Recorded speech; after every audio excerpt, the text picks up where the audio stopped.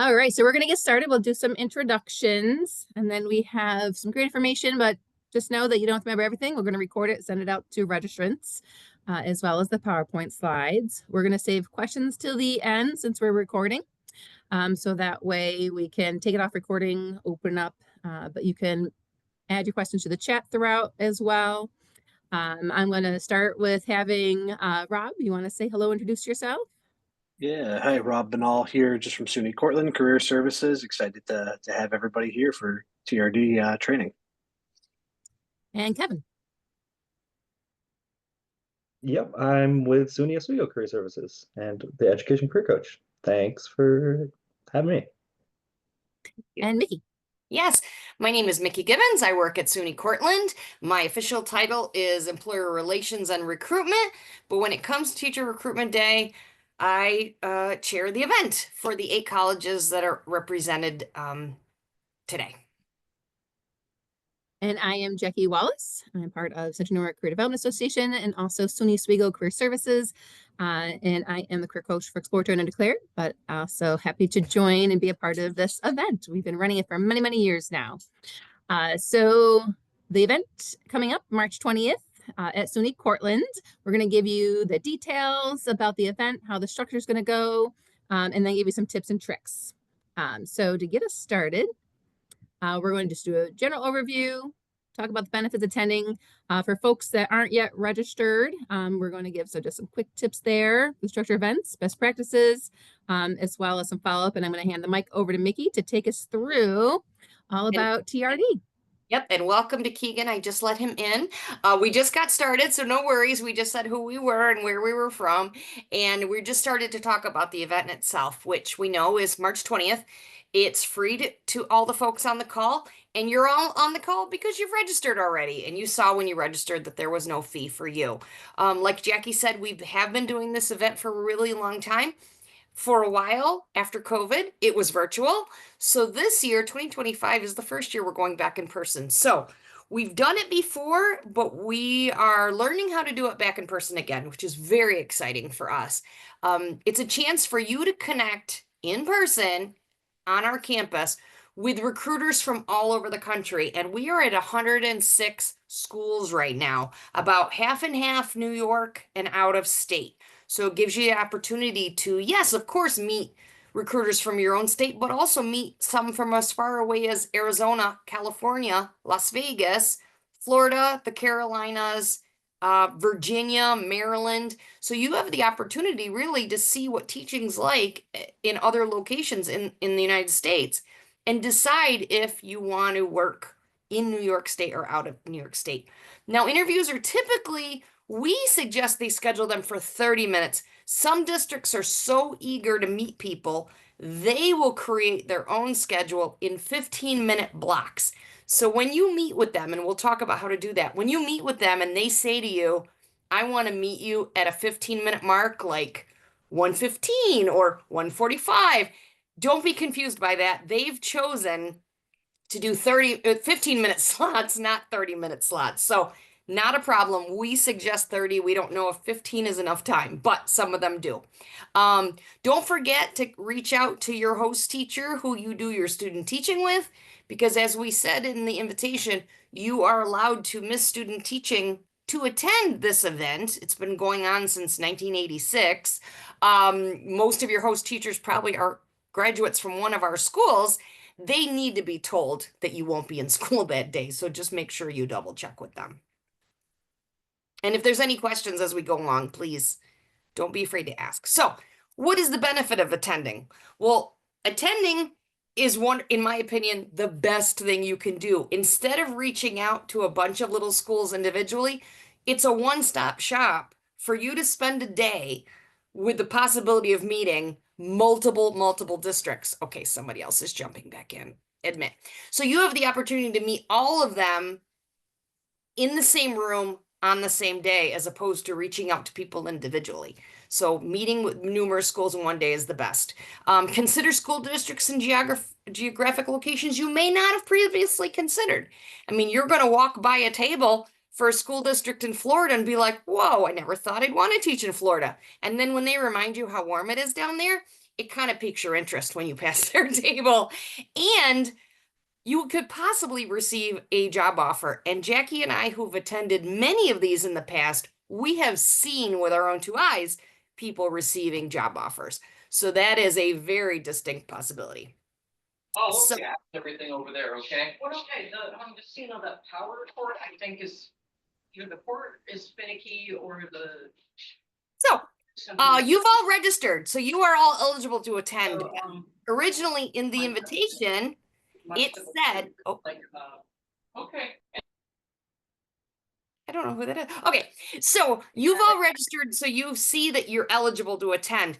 People who attend this event have to be certified by the beginning of the fall, the end of the summer of 2025. The reason being, these districts are coming to interview to offer you a job for the upcoming school year. And it doesn't matter what part of the country you live in, school years start at the end of August or the beginning of September in most places. So you interview with these folks. If they make you an offer, you have to be able to take a job in September. So that's why we limit this event to people who either graduated last year, August, last year, December, this coming May, and any alumni of any of our programs who have received their certification and could take a job.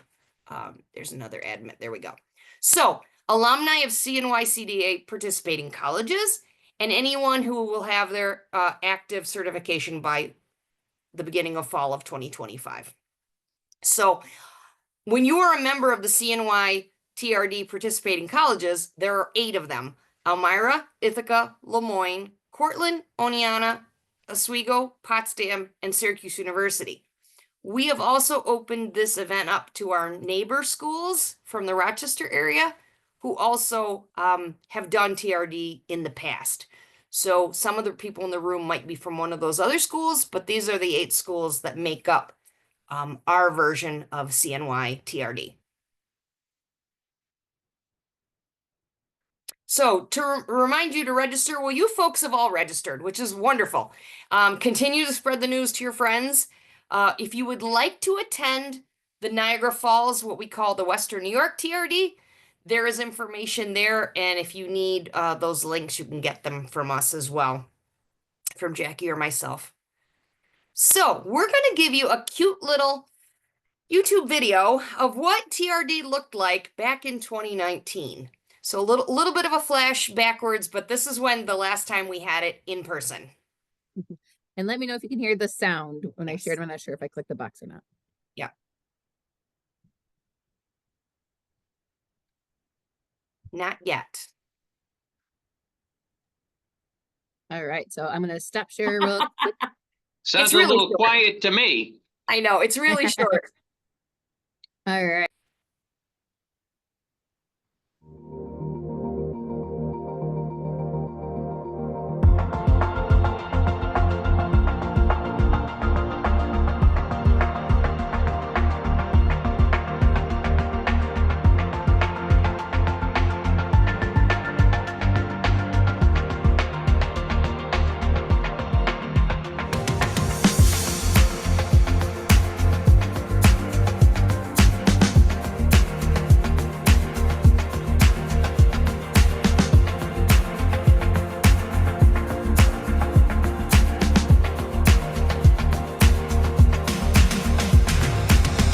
So as you can see, we have many people behind me. The recruiters are interviewing our students.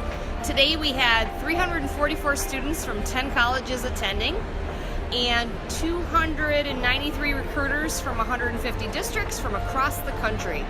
A lot of New York State schools, 90 New York State schools actually, and 56. All right. So I didn't want to talk while the video was on, but as you can see, the districts were spread out across the arena. They all had signs to tell you who they were. And you could see in the video students going from table to table and signing up for appointments. This year, we are not going to be in the ice arena at Cortland as we usually are because our hockey team is really good and they're still playing. So we are going to be in the same building. We will just be upstairs in our gym area. So there's a large hallway here, and we're going to send you proper directions as well. There's a hallway here where we're going to congregate and meet you all. And then the next photo is just our gymnasium where our basketball teams play. And the event will take place in the basketball gymnasium instead of in the ice arena where the video was taken earlier. And we came up with a configuration.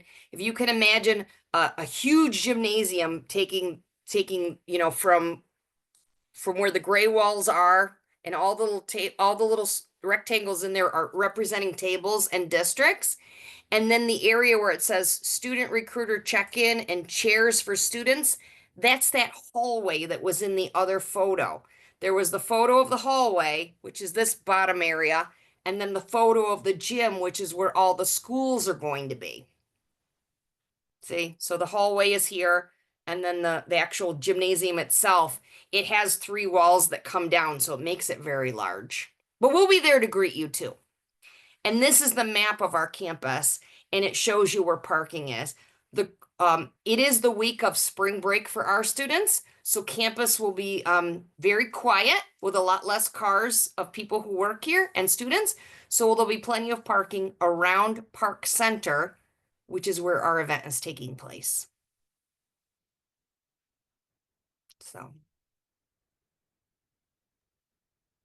To give you an overview, check-in will be between 8 and 8:30. We're going to do a brief welcome, an introduction to where to go first and how to get started and how the event's set up. There will be an open fair, like you would at a traditional career fair, where you're able to go to the tables, get to know folks, hand out resumes, and sign up for interviews. So you'll have some time between 9 and 10. So you have a full hour to be able to go around, meet folks, talk to folks. And then while you're doing that, signing up for interviews. The interviews will happen between 10:30 and 6 p.m. Most will be 30 minutes. Some you'll find, like Mickey said, will be 15-minute sessions.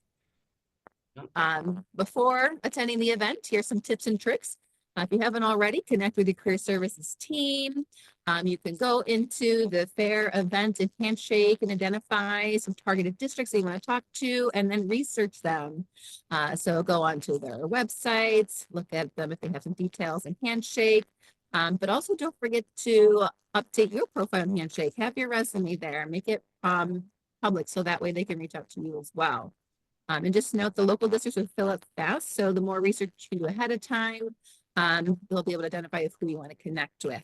If you can, avoid back-to-back interviews just in case one goes over. The other district might be looking for you. They might be on the other side of the room. But what will happen too is that slots may open up throughout the day.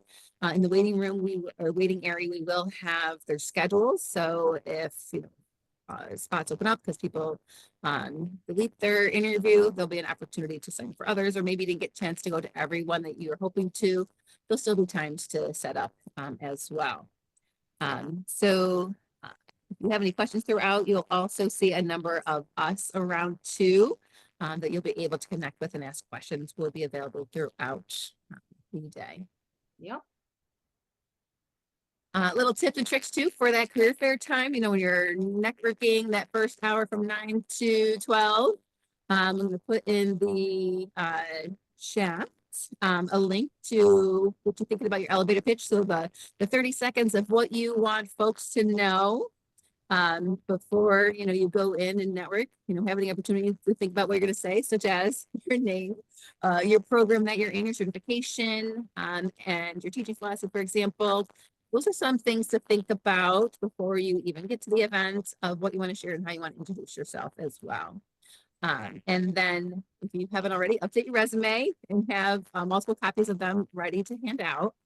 And don't hesitate to check out multiple districts. There's so many wonderful opportunities out there for you. And as you're walking around, you'll notice that they will also post their certifications areas that they're looking for. So that way, as you're looking around, you'll know if they're actually looking to that certification. So that way you can make the most of your time while you're on the floor. So you have that hour. And then don't forget to collect the information from folks that you're meeting with so that you can follow up afterwards. whether it's an email or a written note, and even through LinkedIn, for example. So if you're on LinkedIn and have your profile updated, that's a great space to network and connect with folks, especially after an event like this. Just really quick, if I could plug also about bringing your resumes, please have multiple copies. We won't have a copier there, and the other copiers in the building, you have to use a SUNY Cortland card to print. Students print their copies. So, and we do not have a Staples within driving distance of this event. So you need to bring multiple copies of your own. You will not be able to make them there. All right, and so we're going to give you some tips and tricks, but we highly recommend that you also reach out to your career services team about interview prep, and know that this is real actual interviews with districts. So preparation is key. We want you to feel confident going out there. Of course, you really want to start right with introducing yourself, maintaining good posture and eye contact, but it's really about knowing yourself. And so make sure you're really aware of what's on your resume, and your teaching story, for example. We will share some resources, like I said. We will, after the event, share out the PowerPoint so you can click around. In the meantime, we're putting some tips and tricks in the chat as well, including some sample interview questions. We also highly recommend that you have questions to ask. So if you do your research ahead of time with the districts, or even in between the 1 hour that you're networking and the time of your interview, getting online, looking up the district themselves to learn more about them, their mission and vision, even the stats for their schools. You can ask some really good questions. And then your career service team can help you mock interview as well. Somebody just jumped in the chat and wanted to know if they could use, if they had to buy fancy resume paper like we used to use, and I said regular printer paper was fine. It is. Some of your career services team might have some, copies still of the, fancy resume paper, but they're really just looking to get to know you as well. So if you have the regular one, yeah, that's fine. The one thing that you want to hold off at this point in time in the interview process is the salary and benefits. That'll usually come later in the interview process as well, but connect with your career services team about recommendations even down the road about that process.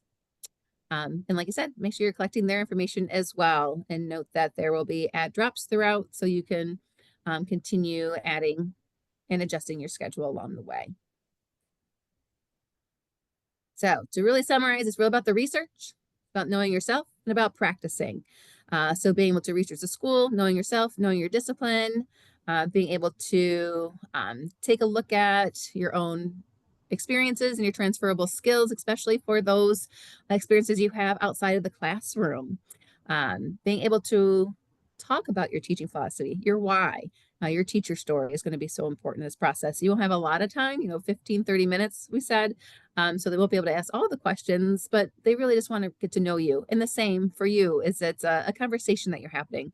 It's just as important that you're getting to know them and make sure it's going to be a great fit for you as well. And the more you practice, the more confident you're going to feel. So whether it's your career services team or your own network, or if you have a connection within the district you're in now, connecting after school, for example, with the school principal or your host teacher to be able to practice. So for example, if you look up, the schools, being able to do some research, you'll see that you can learn a lot about their mission, their vision, and their core beliefs. So if you, click around the websites, you'll be able to learn a lot about the districts that are coming. You can even look up online data.New York State Ed, for example, nysed.gov.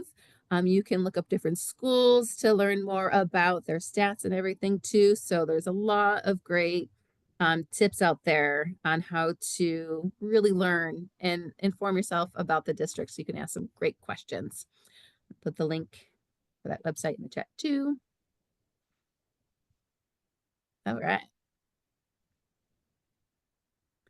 And just a little bit more. So think about 3 talking points for each question. So when they're asking you questions, you think about your teaching philosophy, what traits that you want them to know about you with that question, and think about an example. So you're really backing up your response. Even the, what are your strengths as a teacher? You say, X, Y, or Z are my strengths. So give an example of X, Y, or Z as well. And practice, practice, practice, even if it's in front of the mirror, and record yourself if you want to see how you respond. Gives you little tips and tricks about the types of questions that might be asked. So there's skills-based questions, which really have you thinking about an experience maybe you had, for example, with remote instruction or in-person instruction that you've had. Behavioral interview questions are really thinking about, like, how would you handle a situation where students being disruptive? So it's the, what would you do in this, scenario, for example. And then situational. So how would you handle a parent or a situation with a parent about a child's grade is just one example of a situational question. And to give you some structure for your responses, if you haven't heard about the STAR method before, it's really thinking about a situation. So was it, in the classroom, for example, the task. So what were you working on or who were you working with? Action. So what steps and strategies did you take, to accomplish that task or in that situation? And then what was the result? And even there might be a question asked of, what would you do differently, for example, too. So if you can quantify with numbers, great. You might not always have those. And even when you're thinking about the actions that you took, like, was there different technologies or skills that you utilize in that situation? So those are some tips. Even if you looked up STAR method for teaching interviews, you get a lot of great examples. So they could be asking about teaching, assessment, classroom management, character development, working with students with the special needs, inclusion classrooms. So there's a lot of great situations that I'm sure that you've had experience in that you can draw upon for whether it's your practicum, student teaching, or even the related experiences you had, whether it's substitute teaching, being a teaching assistant, tutor, for example, working even in your certification areas. So if you're studying English, maybe you're published, you're doing some work and stuff. So there's a lot of experiences that you can draw upon. Just to give you some tips and tricks, these are just some style guides. So you can think about, what do I wear? Well, wear what you feel confident in.